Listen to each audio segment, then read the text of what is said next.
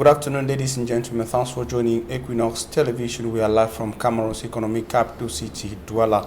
You're on to the bilingual news edition, and the first part is in the French language with Julien Bert-Bissay. Julien Bert-Bissay, good afternoon. Bon après-midi à vous, Formi Armstrong Sanda. Mesdames et messieurs, bon après-midi. Et merci de choisir Equinox Télévision pour vous informer. Marche du 22 septembre dernier initiée par le mouvement pour la renaissance du Cameroun, Human Rights Watch condamne le musellement de l'opposition camerounaise. Dans un nouveau rapport sur les libertés des droits de l'homme, cette ONG condamne les arrestations et tortures sur les manifestants, mais également la séquestration du professeur Maurice Kamto à son domicile. On fait le point avec Eric Fokosi. Ce rapport de Human Rights Watch sur les marches pacifiques du 22 septembre dernier s'intitule « Cameroun, des chefs de l'opposition et leurs partisans détenus ». Dès les premières lignes de ce travail, l'ONG donne le ton. Elle demande la libération des personnes détenues arbitrairement ainsi que la fin de la répression des opposants. Plus loin, le rapport cite Ilaria Allegrosi, la chercheuse senior sur l'Afrique à Human Rights Watch, déclare « Les organisations africaines et régionales doivent dénoncer la répression et les abus généralisés du gouvernement camerounais. » Pour étayer ce postulat, le rapport cite l'épouse d'un membre du MRC arrêté à Yaoundé le 22 septembre. La femme dit « Je me suis rendue au commissariat central où mon mari est détenu. Ses yeux étaient rouges et gonflés. Il m'a dit que les policiers l'avaient battu lors de son arrestation. » Un militant du parti pour sa part affirme au sujet de son ami « Les policiers l'ont sauvagement battu au point que son poignet est maintenant disloqué. Il est détenu dans une petite cellule insalubre avec 20 autres personnes sans lumière et avec des toilettes bouchées. » Human Rights Watch focalise ainsi l'attention sur la situation de ces personnes détenues, selon elle, pour leurs opinions politiques ou pour avoir exercé leur droit de se réunir pacifiquement. Se mouvoir sur les routes des départements du Ndonga-Menton et du Mbui est un véritable calvaire pour les usagers, principalement en passant par la localité de Ndiéyou jusqu'à Ako, une localité frontalière avec le Nigeria. Xavier Foka.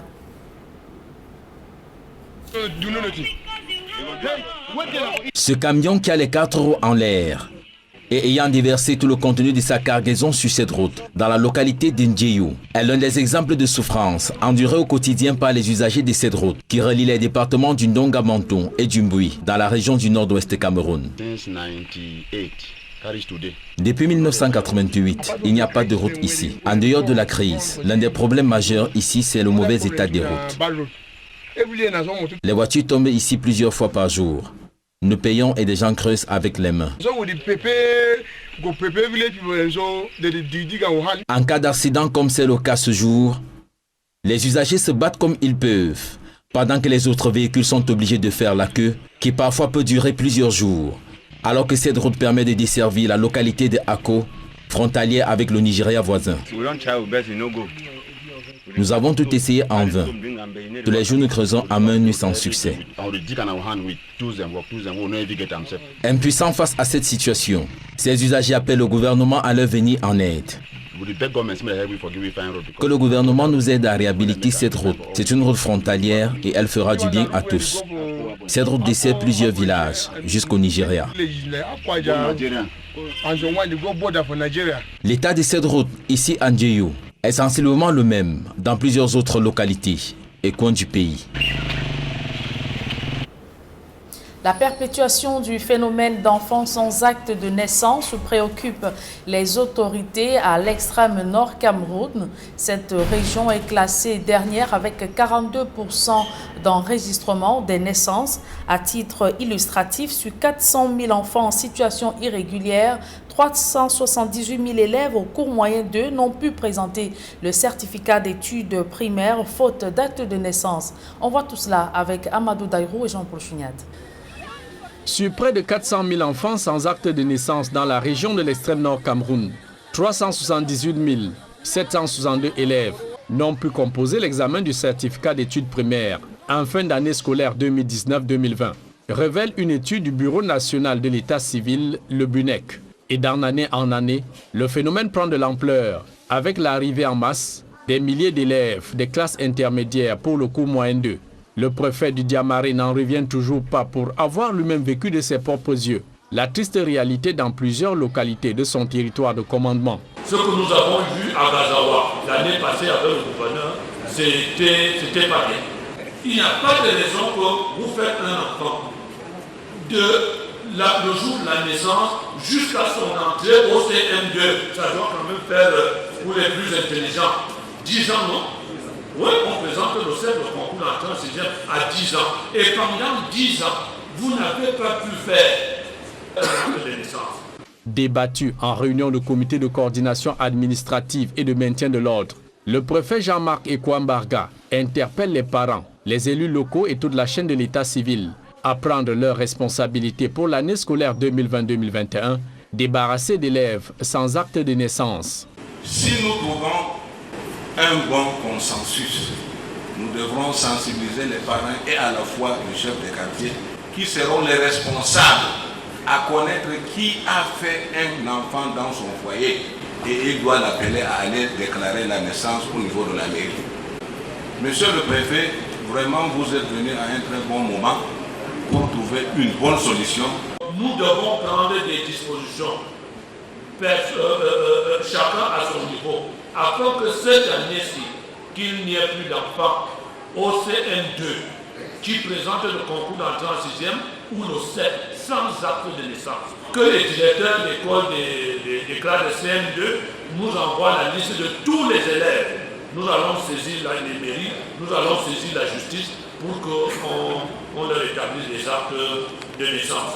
D'après Tombalbaï japonais fils, chef d'agence BUNEC pour l'extrême nord, l'ignorance des parents, le faible déploiement des services d'état civil dans les localités enclavées, les mauvaises conditions de travail et le manque de motivation pour les officiers d'état civil constituent les principales causes de la perpétuation du fléau des enfants sans acte de naissance dans la région de l'extrême nord Cameroun, classée dernière avec 42% d'enregistrement des naissances et confection d'actes d'état civil, ce qui justifie en partie son rang de région la moins scolarisée en langue officielle dans le septentrion, avec 30,7%, suivi du Nord, 36,2%, et la Damawa, 42,2%. Présidentielle en Guinée-Conakry, la CENI publie les résultats provisoires partiels. Les chiffres annoncés concernent seulement 4 circonscriptions du pays sur 38 au total. Et dans ces 4 circonscriptions, le président sortant Alpha Condé est en tête. Cependant, les forces de l'ordre quadrillent la résidence de l'opposant Cellou Dalein Diallo qui a proclamé sa victoire durant ce scrutin du 18 octobre dernier. D'autres précisions avec nos envoyés spéciaux Emmanuel Diop et Gizogo. Après la surchauffe d'hier, Conakry s'est réveillée un peu plus sereine. Les scènes de panique qu'on a pu observer après que Cellou Dalein Diallo, le candidat de l'opposition, a annoncé qu'il avait remporté l'élection présidentielle dès le premier tour. Ces scènes-là sont derrière nous. Les populations ont vaqué à leurs occupations. Les commerces sont rouverts ainsi que les établissements bancaires qui avaient fermé hier un peu plus tôt que d'ordinaire. Ici, au siège du candidat président Alpha Condé, les militants sont dans l'attente des résultats et la porte-parole de ce parti, l'honorable Domani Doré, explique que le candidat Cellou Dalein Diallo n'avait qu'un objectif, c'était celui de troubler cette élection présidentielle. Nous l'écoutons. C'est un acte assez regrettable, mais ce qui est à saluer, c'est que nous avons au moins réussi à avoir une campagne électorale assez apaisée et surtout le jour du vote où nous avons constaté une forte mobilisation des populations vers leur bureau de vote, ce qui encore renforce ce caractère assez démocratique qui commence à avoir un ancrage réel dans le quotidien des Guinéens qui comprennent que désormais le choix de notre avenir doit passer par des urnes. Et c'est vraiment ce que nous saluons au niveau du RPG Arc-en-Ciel. Et encore une fois, l'acte que pose M. Cellou Dalein n'était pas inattendu pour nous, puisque nous l'avions dénoncé depuis le début. M. Cellou Dalein venait à cette élection dans le seul but de justement créer une situation qui pourrait amener ces violences qu'on a pu enregistrer dès qu'il a terminé avec sa soi-disant déclaration hier. Dans des quartiers, il y a eu des heurts et tout. Et tout ceci était justement prévenu à travers la CEDEAO et l'Union africaine qui ont eu une mission conjointe ici, où on a rencontré tous les acteurs politiques et particulièrement les candidats, pour leur rappeler qu'au stade où nous en sommes, on devrait donc, en ce qui concerne chaque état-major, travailler à ce que l'on soit respectueux de cette disposition légale qui voudrait que seule la CENI ainsi que la Cour suprême restent dévolues à proclamer des résultats. Du côté de l'UFDG, à son siège notamment, la grande mobilisation d'hier lorsque Cellou Dalein Diallo a déclaré qu'il avait remporté l'élection présidentielle dès le premier tour n'est plus de mise. Seuls quelques militants sont présents ici au siège du parti dans l'attente de la proclamation définitive des résultats de l'élection présidentielle. Mais le membre du bureau politique que nous avons rencontré, M. Diallo Mamadou Bobo, explique qu'effectivement, Cellou Dalein Diallo a remporté l'élection présidentielle à la suite de la compilation des procès-verbaux des différents bureaux de vote ici en Guinée-Conakry. Nous l'écoutons. Notre candidat ne peut pas se déclarer vainqueur au hasard. Ce n'est pas possible. C'est en connaissance de cause. C'est après avoir recueilli toutes les informations, le résultat de tous les bureaux de vote de la République de Guinée, et le nombre de 16 000 bureaux, c'est à la suite de ça qu'il a compris que déjà il a gagné, n'est-ce pas? Donc pour ne pas attendre longtemps, donc il a préféré de se déclarer vainqueur dès le premier tour. Il ne faut pas que quelqu'un parle autre chose, parce qu'il y a tellement de suspense et de curiosité, donc il a préféré de se déclarer vainqueur dès le premier tour. Et si la CENI arrive à donner les résultats tels qu'elle est, tels que nous l'avons apprécié, il n'y aura pas de problème. Mais si c'est le contraire, il y aura des problèmes. Le porte-parole pour la circonstance de Cellou Dalein Diallo explique aussi que les violences qui sont survenues ne sont pas le fait des militants de Cellou Dalein Diallo, mais qu'en réalité, ce sont les forces de l'ordre qui, de manière récurrente, occasionnent des violences ici, lors des manifestations. À Conakry, pour Equinox Télévision, Emmanuel Diop, Gizogo. Nos envoyés spéciaux Emmanuel Diop et Guy Zogo qui suivent de plus près l'élection présidentielle en Guinée-Conakry. À présent, la deuxième partie de ce journal. Elle est en langue anglaise avec vous, Formi Armstrong Sanda.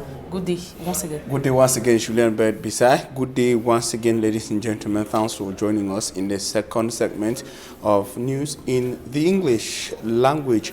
Human Rights Watch is asking partners of the government of Cameroon to tell the government to stop what it qualifies as crackdown on opposition political parties. In its most recent report, Human Rights Watch declared that it observed some crackdowns and right violations in Cameroon, notably during the September 22nd nationwide protest demonstration led by the CRM political party and other parties of the opposition. Details with Simat Jikan Gabriel. According to the report that was published Monday, October 19, 2020, Human Rights Watch debunked the figures of arrested protesters of last September 22nd. Ilaria Allegrossi, senior African researcher at Human Rights Watch, said, according to Cameroon Renaissance Movement, over 500 people were arrested, with just 155 released. Lawyers of the party said 21 were taken before civilian court on various charges, including rebellion and participating in an illegal demonstration. 107 were taken before a military court on various charges, including terrorism and insurrection. 63 others continue to be held without charge, while the situation of others still in custody is unclear. The numbers differ as on October 14, Cameroon's communication minister Emmanuel René Sadi said 294 people were arrested, of which 176 have been released. The report also stated that Cameroon Renaissance Movement treasurer Alain Fogue and the spokesperson Olivier Bibou-Nissak, arrested on September 21st and 22nd respectively, are still left behind bars till date in the State Defense Secretariat, CERT, without charges. The president of Cameroon Renaissance Movement is also under house arrest. The case of the president of Cameroon People's Party, CPP, Edith Kabangwala, was also invoked in the report after her residence was surrounded by security forces on October 9, 2020. Human Rights Watch is reminding the government of Cameroon that the right to peaceful protest is guaranteed by its constitution and international human rights law. Thus, arbitrary arrest, mistreatment in detention, and unnecessary use of force to disperse protesters violate these guarantees and Cameroon's international obligations. Human Rights Watch said authorities have used the COVID-19 pandemic as an excuse to ban the demonstration. Detaining hundreds in cramped conditions poses same risk to public health and could be considered a right to know health violation.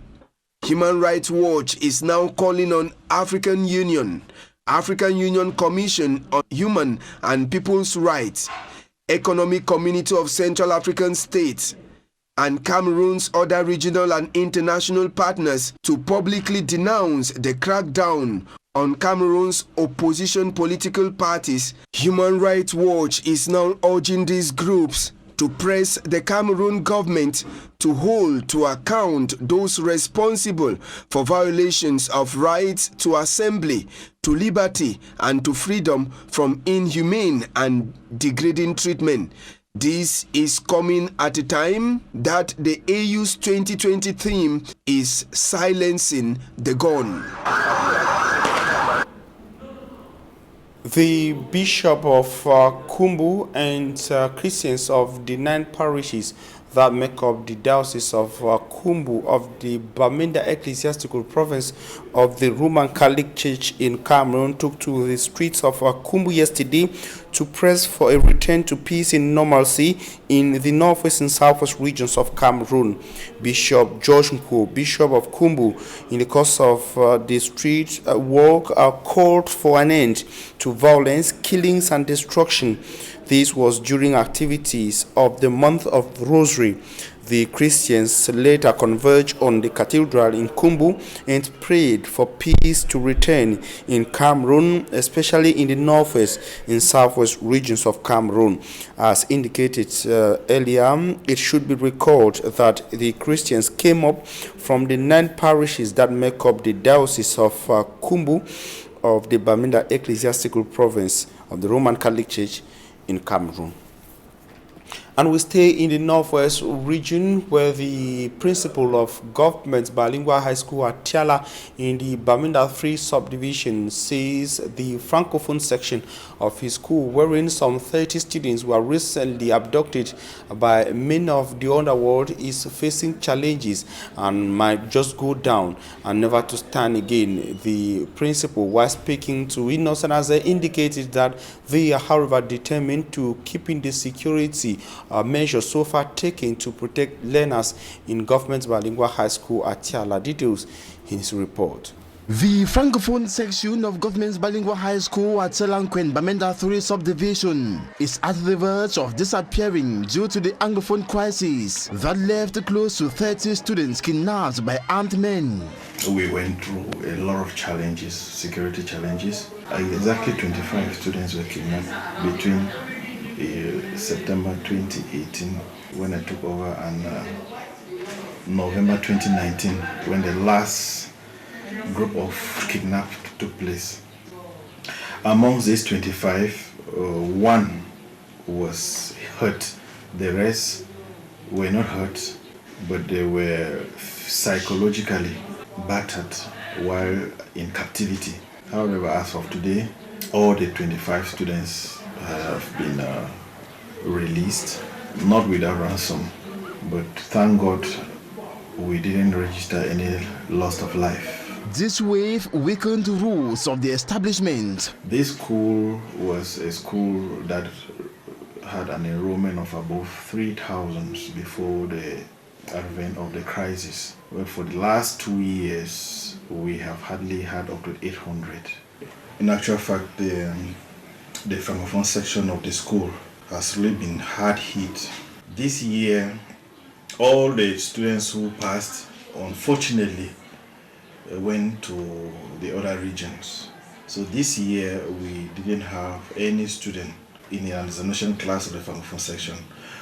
We had just one student in Katrien. So that section has really been reduced to almost inexistent by the crisis. Benyela Godwin Tafuang, who has been a target of armed men, spared no efforts alongside his collaborators in ensuring doors of the school remain opened for children who anxiously want to assimilate knowledge and be leaders of tomorrow. We were resilient and refusal to cede to intimidations from the separatists. So we were just resilient, both the teachers, myself, and the students. We want to believe that with the trend we are registering, this year might be better because the security situation is more mastered than before. With the steady security measure put in place in and around the campus, enrollment rates have been rising and performances ameliorating from 2018 to 2020 after escalation of the crisis in 2017. There have been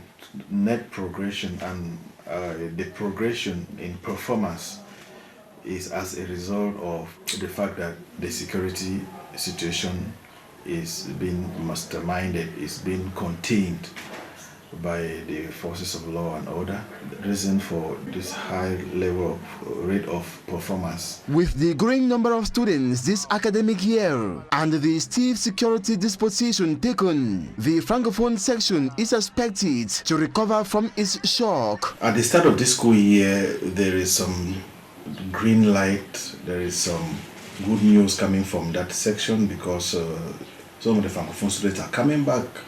We have the terminal class already operational. We have the troisième already operational, and there are already students registering for second. Also, COVID-19 measures and the 50 students per classroom order are well respected by the school administration. Trans-border stretch linking Cameroon to the neighboring republic, or thus the neighboring Federal Republic of Nigeria, is a veritable nightmare to road users. The untarred stretch is slippery, muddy, whereas it is a window through which basic goods are brought to the Donga-Mantung and the Bui divisions of the northwest region of Cameroon within the context of the difficult security atmosphere. Details in the following report. Cameroon-Nigeria trans-border stretch through Ako subdivision in the Donga-Mantung division, northwest region of Cameroon.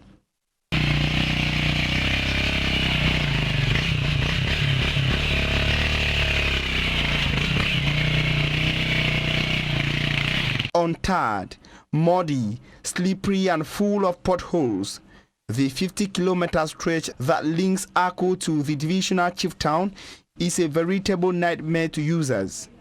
Every day, there's almost 24 on the road. One way, you pass them 2 times, 3 times. Accidents are recorded on this stretch on a daily basis.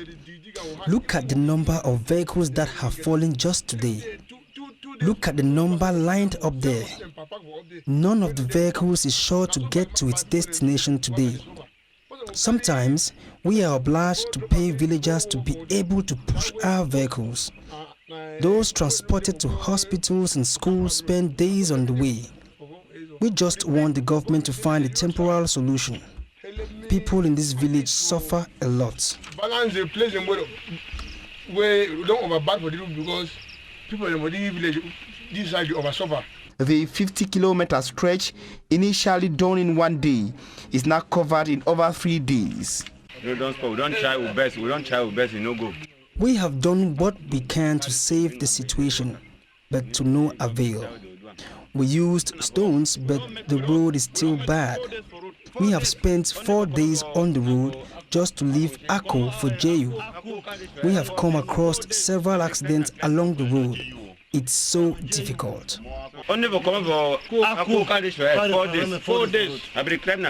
With numerous roadblocks and sustained security challenges on the ring road, basic goods consumed in the Bui and Donga Mountain divisions are brought in from the neighboring Federal Republic of Nigeria through the town of Abong in the Taraba state and Ako in the Donga Mountain division.